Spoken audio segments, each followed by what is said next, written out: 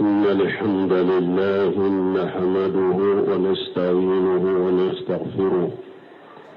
ونعوذ بالله من شرور أنفسنا ومن سيئات أعمالنا.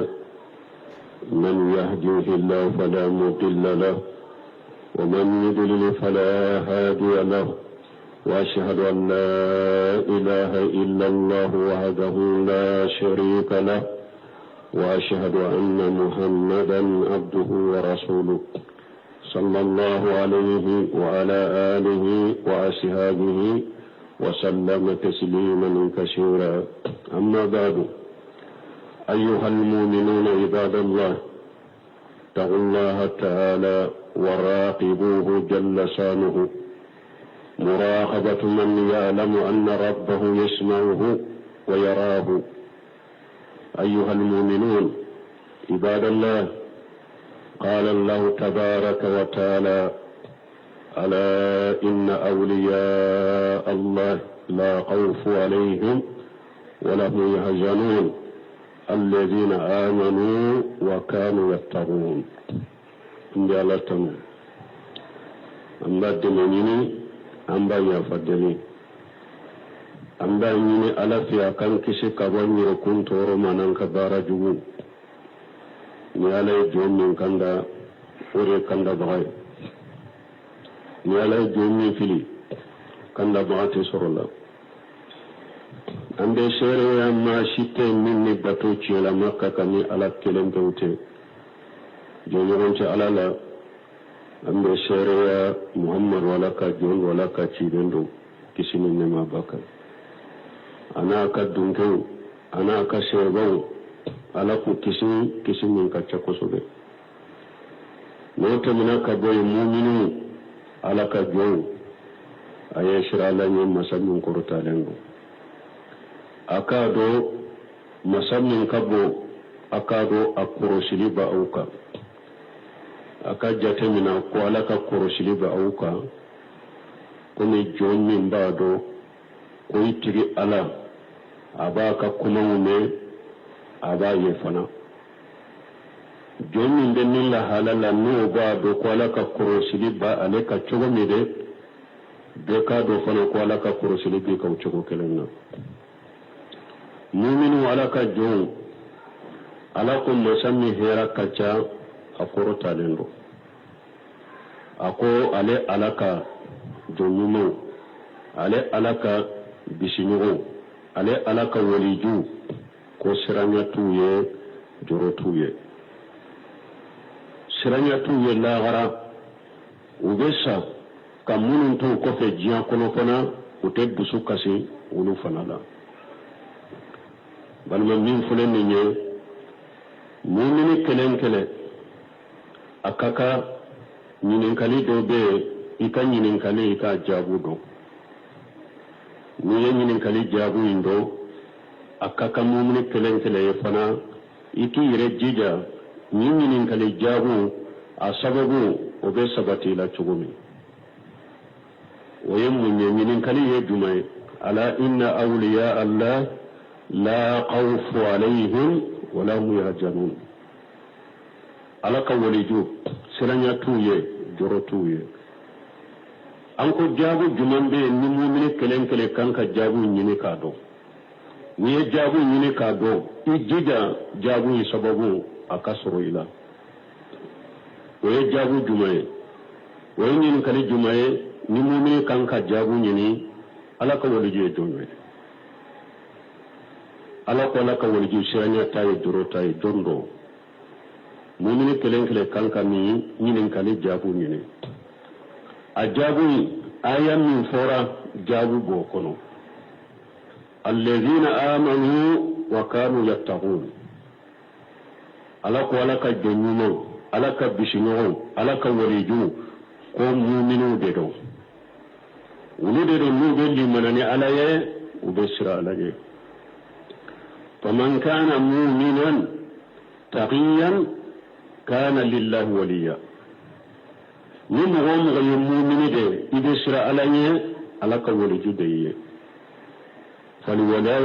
faliwilayatu imanu wa taqwa. balno ni wali juya limaniya de do ani Allah nya siranya limaniya ani Allah nya siranya nu faralla nyugonka kolon telen kono comme benni aya kono chogomi alladina amanu wa kanu yattaqun limaniya beke filu ta'at kabatouke taqwa Allah nya siranya beke istinab li manahi kiyere korosi fi haramu yalewma donc wali juya be soroni jumaye hada madenka ala batoke ala ye munu wajiba ika ukuke ala ye munu haramu yara jonka kutoye ninde togoy ko wali juya ala ka wali juya be soroni ninde mbalumo ala kuna ka haramu fu fulade do haramu be makaruhu be ala kan yamar kan fulade do faradaw be mustahabu be domi ni ala ka faradaw beke ka mustahabu beke ye ala ka haramu betoy ka makaruhu betoy ka walijuya akera walijuya min daraja ye ko as-sabiquna al-muqarrabun nu yemmogon da kata herawma ani waliju munun gerelembe ala yerela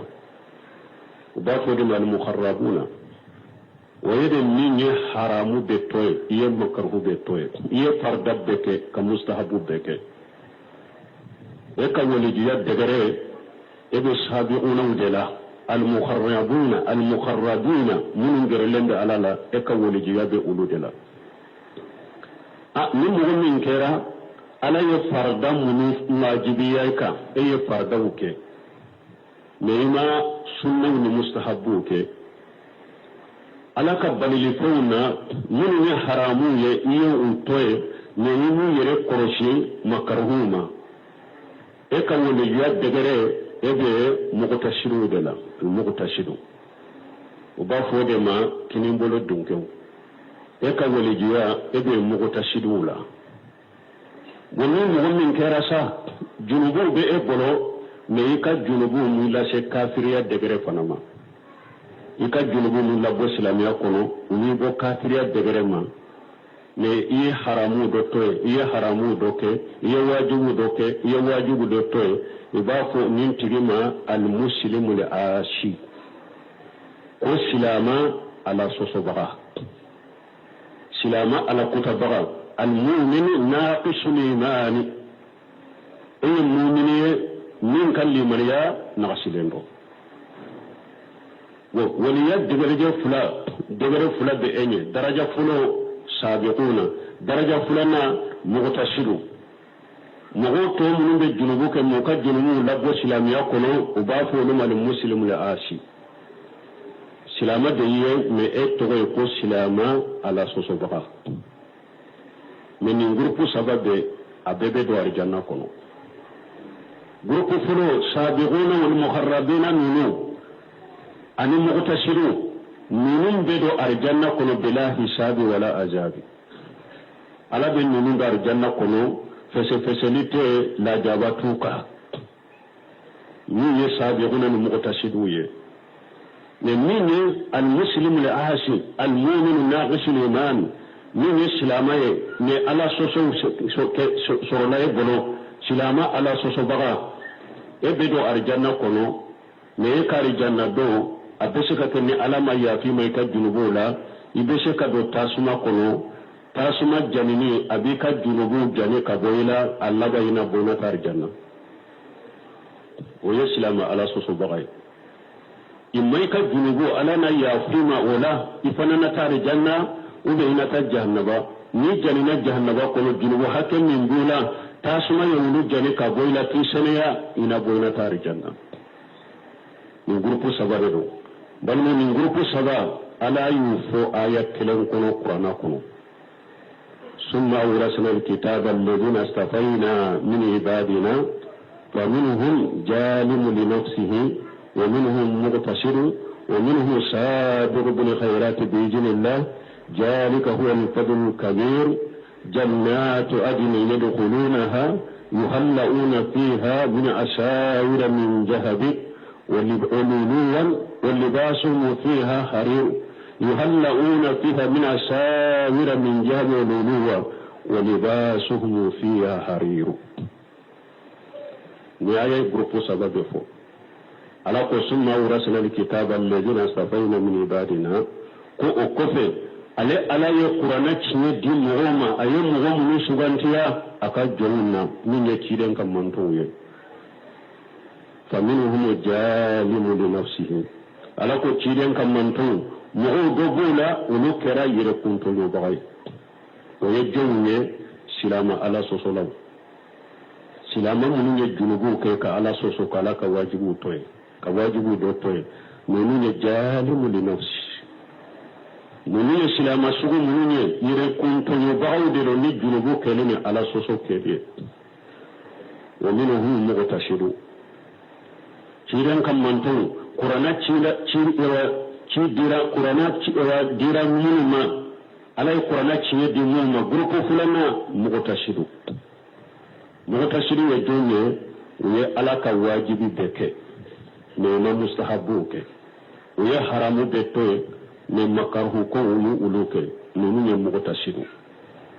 ne ni grupo fulana uba fu ne de ma kinin bolo dunko grupo fulana yenununi grupo sabana wa minhum sabiqu bil khairati bi idhnillah mo dogula grupo sabana ulum be mo dakata hera ko mani alaka jebe fuma tin ko ni na fura do ko la kanya mar kande fulen ni nyuta fe mo ko da wala u fono de boke fuma fe ko ni ala soso ko ni julugude ulu fono de ba toy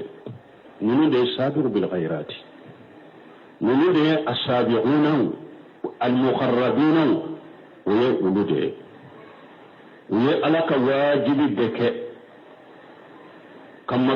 كفروا في المستحبون سنة كبك ألا يفروا في حرام يوبن يا بتوي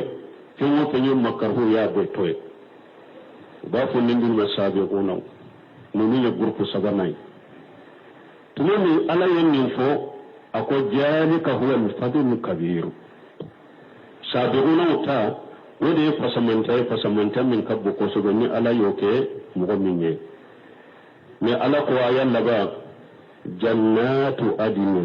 يدخلونها أكو من غروب سبعين بي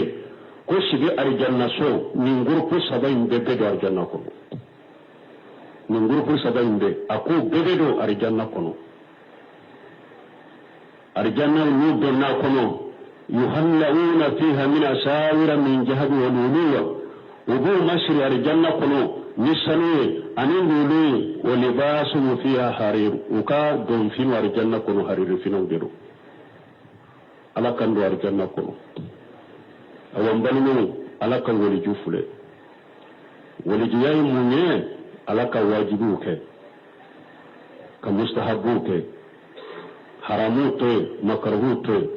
dan ni aya borayete ni aya nani aya wore faranyuka qul in kuntum tuhibbuna la fattabi'uni yuhibbukum Allah wa yaghfir lakum dhunubakum afu ye chide mu'min binne alafe ko akatugo e kodoro ni alaba ka junubu yafa ni alaba tigi kanu ba ka junubu yafa ni farala nyuron kan balmu wani jumaye ka alaka wajibi beke ka mustahabu ke ka haramu to ka makaruhu to ka tugu ciden ko ninde to ko alaka wariju hadisa do nana hadisa sabatile bukhari muslim kono hadisa min no ba ko ma ko hadisul wali hadisa min nana ka alaka wariju re prepare lati ganye ko sobe وهو حديثين فانا يغرب فلان دفو شابعوا بالخيرات عن المغتشدوا حديثين فانا يعلق ولجو تلك تغرب فلان حديثين يجمع حديث القدسية أن أبي هريرة رضي الله عنه قال قال رسول الله صلى الله عليه وسلم إن الله تعالى قال من آدى لي وليا فقد آجنته بالحرب وما تقرب إلي عبدي بشيء أحب إلي مما افترضت عليه وما يزال عبدي يتقرب إلي بشيء من النوافل حتى أحبه فإذا حببته كنت سمعه الذي يسمع به وبصره الذي يبصر به ويده التي يمتس بها ورجله التي يمشي بها وإن سألني لأوتينه ولن يستآذني لأوجينه بل من ولي جفله حديث يقول الشيخ ألكم من آذى لي وليا فقد آذنته بالحرب أكون مغمرين ألك ولي جوكو يبسكون كنو ne ala yila duniya ko ini ne ala de be kelela ala kam mo nyuma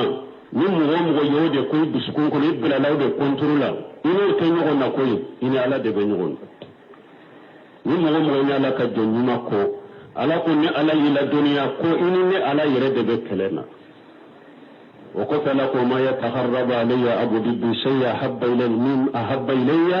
mimma aftaradatu alayhi ako joma yere gerene ala la ni foye dara wala min kadi ni ala e katini fardaw ka ni ala ka fardaw deke har na ma mustahabu ke ay haramu to har na ma makruhu to ni mo ta shiriye kala ka fardaw di jonta yere gerene ala ma ni bara shi min kadi ni katini ka fardaw ka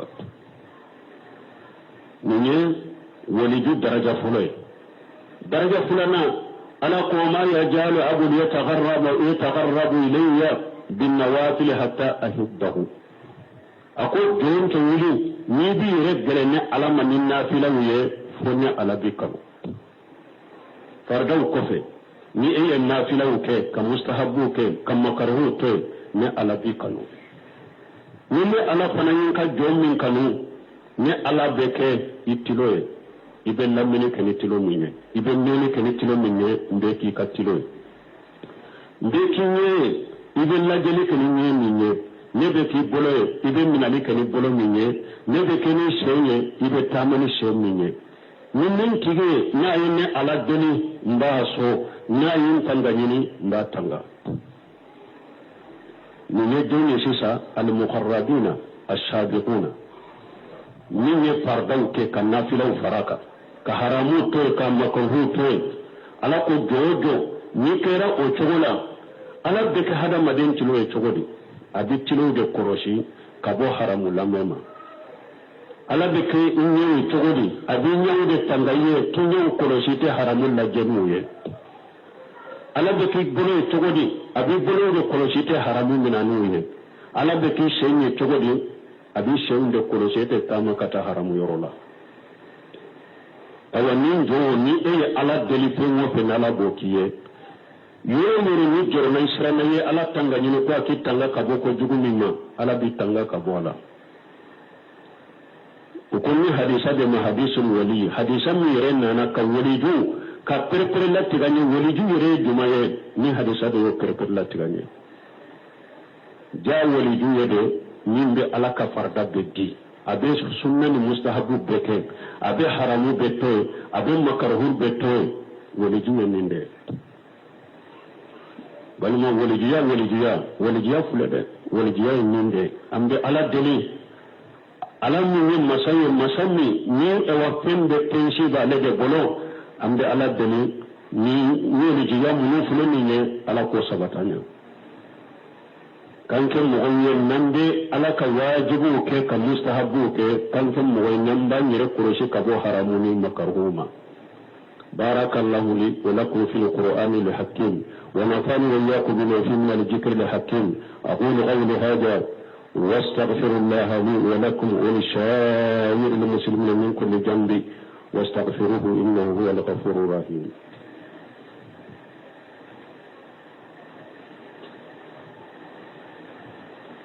الحمد لله رب العالمين والصلاة والسلام على نبينا محمد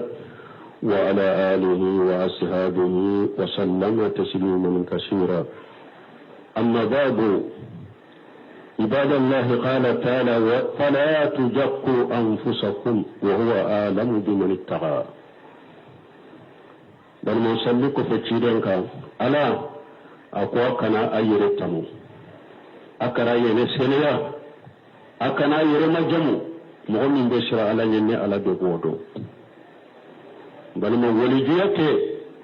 موچانو بجيا كل لحالا منا yere ka wale mo yere ka wale kata yere ma ko alaye walijude puru ka hada madon kan na fulu dufu walijiyato yede walijiyate nkin yere jira buhola kan ka yira nere kausa beye ki ka fasaman tayira beka mbora karasabela ne karasalanka de puru ku yere ko ta beka ki fasamu yere fasaman cha beka walijiyato yede warjiyate cinye warjiyate dambe warjiyate bonsonya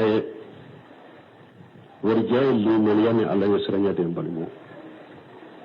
warjiya wasu tente bal alaka warji yere alaka jonyuma yere wagati be alay yere ba yere jate junubutore asiranen de ba yere koro ajorolen de ba yere koro nyawo warjiya to munye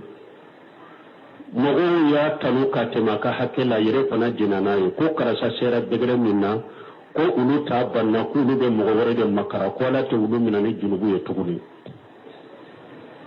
ni ye ki yere majamu ku yere negede ki yere marasa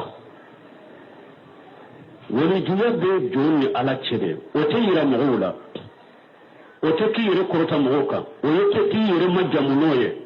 ote ko ke wa defenye ni be mago kan na fulo donaye wori jiya be joni ala chere wori ju suladen de ba yere koro wori ju jorolen de ba yere koro wori ju de be sira la nye kateme beka wori ju de be sira junubu nye kateme beka walladhina yutuna ma ataw wa qulubuhum wajilatu annahum ila rabbihim raji'un ya ya tafsir ala ko la ka jonu nye jonye wulude en be alabato ke hari bi jorolendo yala ne ba ke ka bato minke ne ba ke kan yuma yamunke ne ba ke ka baran yamunke yaro umina lan ne la folwa parce que ndo sabi katanti be ala de mallagara yala ne ka bato mina nawa yala ne ka baran yumina nawa abake ka alabato abake kan yumanke me hari ga sirandendo jorolendo ayere koro lagara ni ne wole juwe wodi atibuna Abdullah ibn Abi Mulaykata ako adrakitu aksar min 30 sahabiyya kulluhum yaqaf nifaq ala nafsihi Abdullah ibn Abi Mulaykata ako aliye ciden ka shebo ko aliye dinnan mu hatin ma ko aliye mu ye ciden ka shebo la min kaccan mu bi sabaye ciden ka shebo la kelen kele be joro yire koroni munafiqai tabina de do Abdullah ibn Abi Mulaykata ako ale benna ciden ka shebo tilema mo min kaccan mo tunde ciden ka shebo la min kaccan mo bi sabaye kele be joro yire koroni munafiqai Abu Darda ko chogodi ako layna astayikhana anna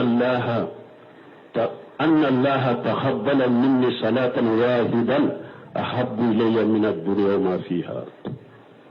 Abdurrahman ciden ka sheba akun ne kaddan kan yasro ko alayin ka salli kele minanye ko o kai sama o kadinye ka temejena ka korona tembeka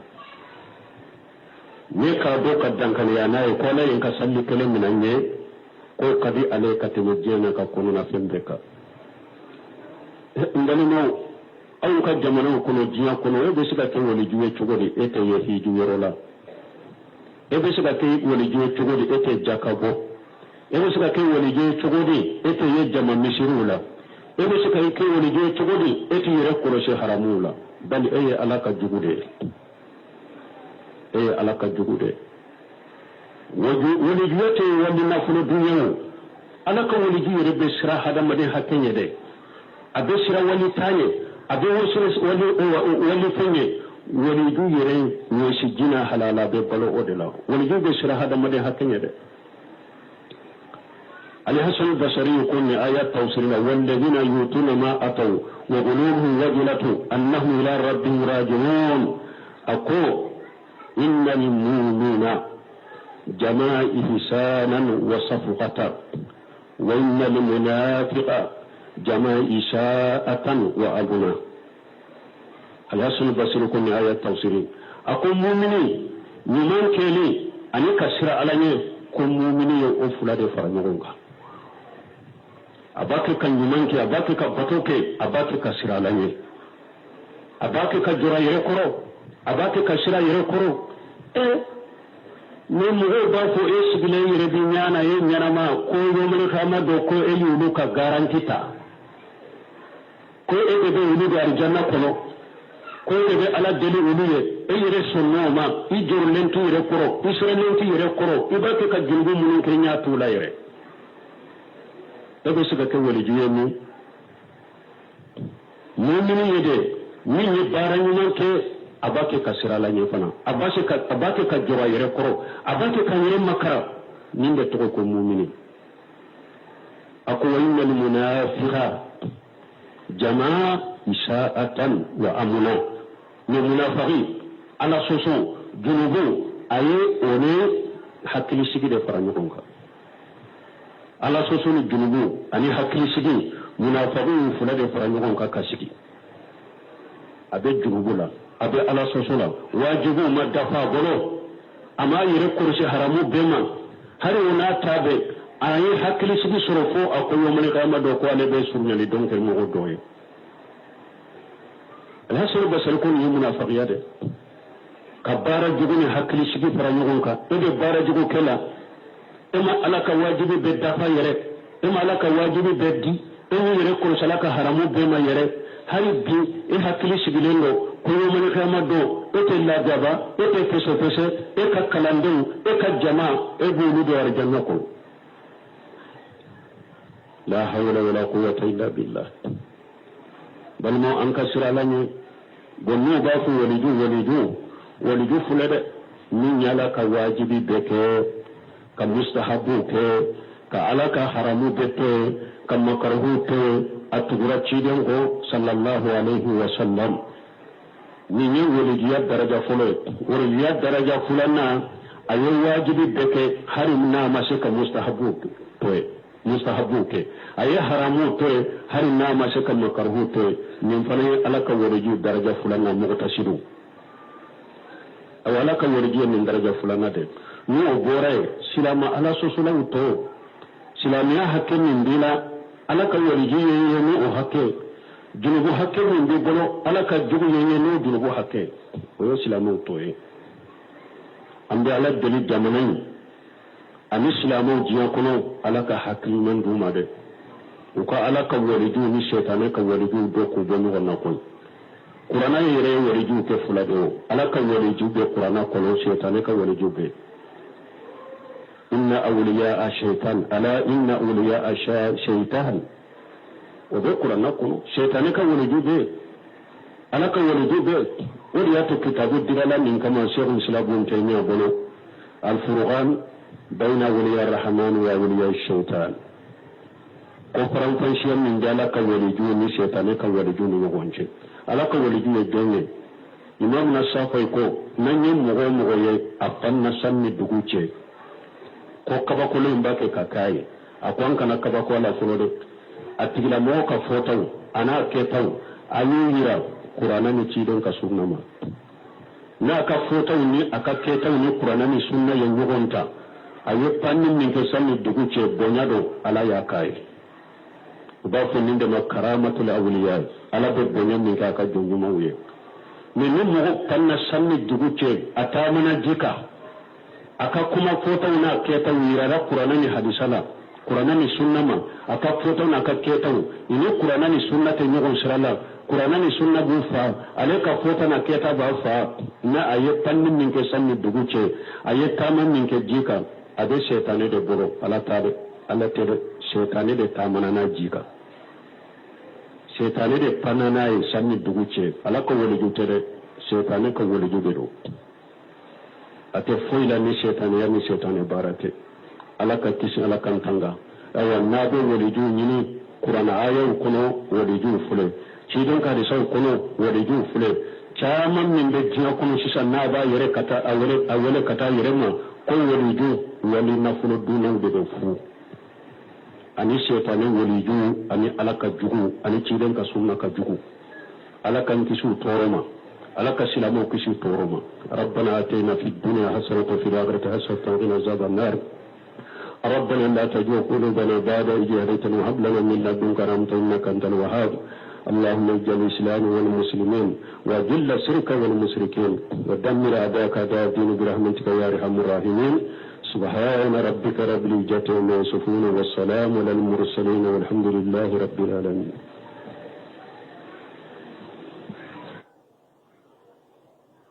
إن الحمد لله نحمده ونستعينه ونستغفره ونعوذ بالله من شرور أنفسنا ومن سيئات أعمالنا من يهده الله فلا مضل له ومن يضلل فلا هادي له وأشهد أن لا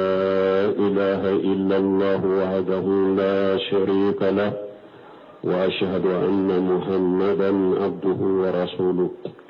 صلى الله عليه وعلى آله وأصحابه وسلم تسليما كثيرا. أما بعد أيها المؤمنون عباد الله اتقوا الله تعالى وراقبوه جل شانه مراقبة من يعلم أن ربه يسمعه ويراه. أيها المؤمنون عباد الله قال الله تبارك وتعالى ألا إن أولياء الله لا خوف عليهم ولا هم يحزنون الذين آمنوا وكانوا يتقون. إن الله تنو أما الدنيني أما يفدني anda ñini ala fiya kan kisi kabanyiro kun toro manan ka bara jugu ni ala jonni kanda ore kanda bagay ni ala jonni fili kanda bagate sorola ande sere amma shitte minni bato ciela makka kani ala kelem tawte jonyoronte ala la ande sere ya muhammad wala ka jon wala ka cidendo kisi minni ma bakay ana ka dunkew ana ka shebau ala ku kisi